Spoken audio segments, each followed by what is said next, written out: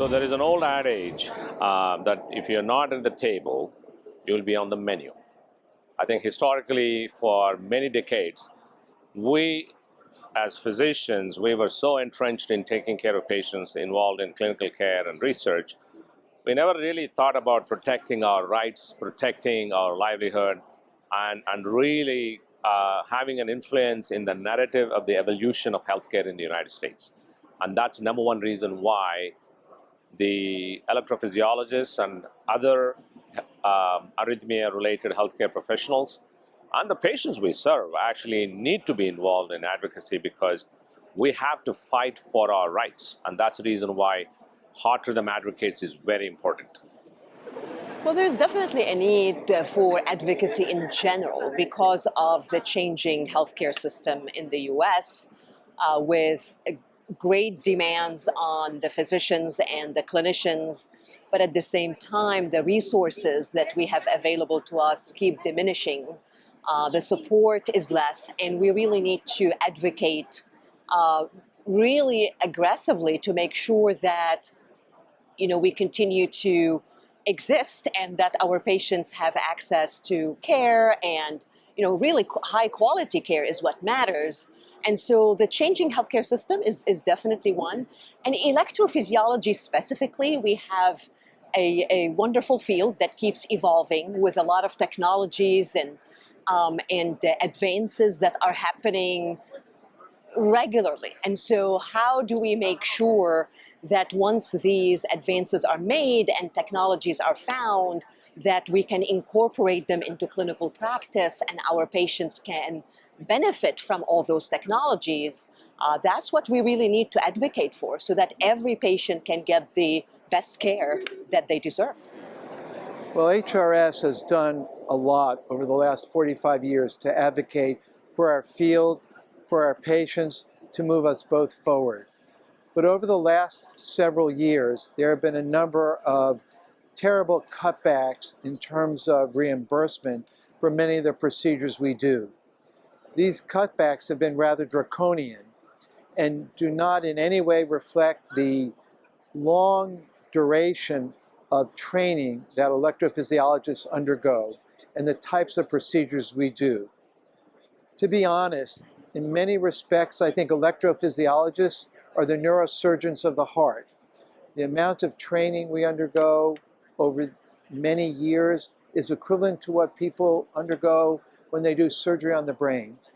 The heart and the types of procedures we do are truly transformative for patients in terms of improving their quality of life, making them live longer, giving them a better life. And we feel that in order to move our field forward, we need to make sure the work our physicians do for our patients is appropriately realized and rewarded. Now, the reimbursements have gone down or were cut by CMS, and Heart Rhythm Society board has really taken this into their hands and said it's a perfect time to start an affiliate organization, Heart Rhythm Advocates. And here we're going to cover some of the topics, and Dr. Hurwitz, or I'll call you Jody for this discussion. I'm Kamala. Hey Jody, tell us more about HRA. Oh boy, thank you. This is wonderful. This is an exciting society that we're developing within HRS. So just a little bit of background.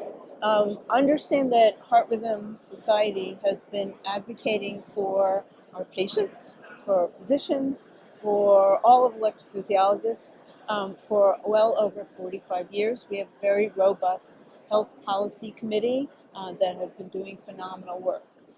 As you mentioned, over the last couple of years, we unfortunately have had some pretty significant cuts in the ablation procedures that we do.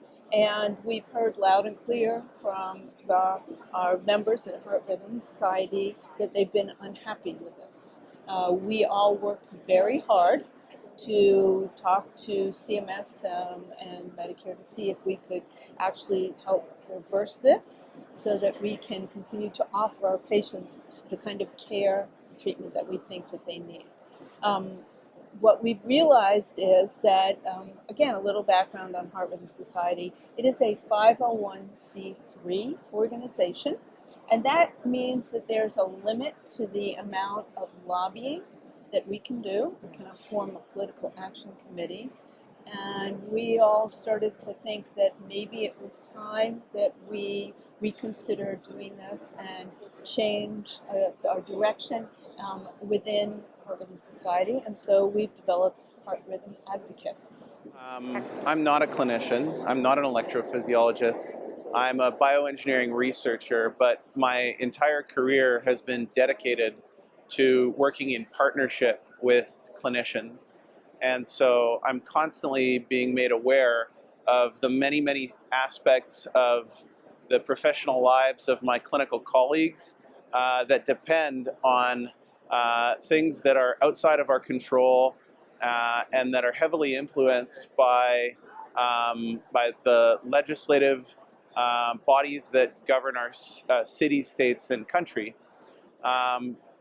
So to me, the importance of heart rhythm advocates or heart rhythm advocates, as some of us have decided to refer to it, its importance is to emphasize to people who are in the stewards of our society, who are trying to help make the United States and the world a better place, to help them understand the impact and to help them understand the benefit across the board of delivering excellent care to patients who suffer from heart rhythm diseases.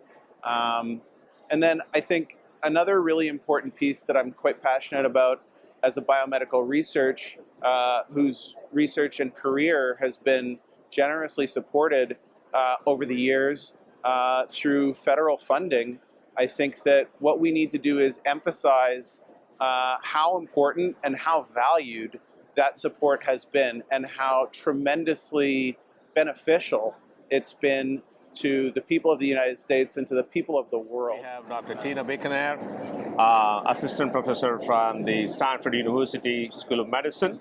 She's a clinical electrophysiologist who is heavily involved in research, and so she's going to tell us why advocacy is important for electrophysiologists. Great question. I'm so glad we are taking this initiative, and would like to thank you and the HRA for this. I know the business aspect of it and the reimbursement aspect of it is highlighted all the time. But I think we can do a better job in also getting more leverage is the advocacy for research, for funds for research. That could be through NIH, that could be through other funding organizations such as AHA and other stuff. And I don't think EPs do a good job in advocating for more funding for more EP research.